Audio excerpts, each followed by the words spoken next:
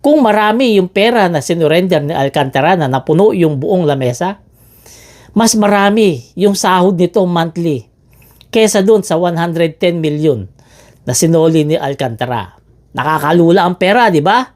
Ngayon ang tanong, saan kinukuha ng mga Duterte yung 110 million o 150 million na yan na sinasahod ni Kaufman?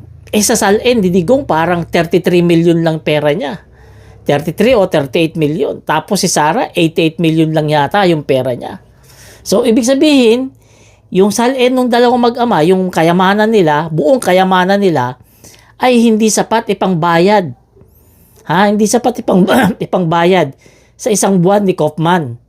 Pero, ang tanong ng kababayan natin, kung hindi sapat yung pera nila sa Sal-en na kayamanan nila, saan sila kumukuha ng pera na pangbayad dito kay Atty. Kaufman monthly?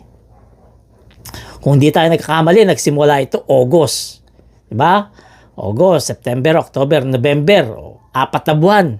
Saan sila kumuha? 4 o 3 buwan. Saan sila kumuha ng pera na yun? Na pinampasahod dito kay Kaufman. Malamang talaga sa alamang. Habang may kaso si Duterte dyan sa ICC, patuloy ang serbisyong gagawin nitong si Kaufman, kaya patuloy siyang babayaran ng limpak-limpak na salapi na sinasabi ng ating mga kababayan na galing daw sa nakaw.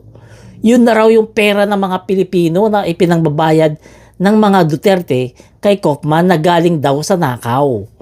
Yun ang nakakalungkot dyan kung totoo man yan. Kasi yung 110 million na sinoli ni Alcantara, nakakalula. Ang dami-dami, napakahirap bilangin. What more pa kaya etong pera na sinasahod ni Kaufman galing kay Duterte? 150 million monthly. Mas mahirap bilangin. Mas madami yan kapag nilagay sa lamesa. Ibig sabihin, paldo-paldo etong si Kaufman.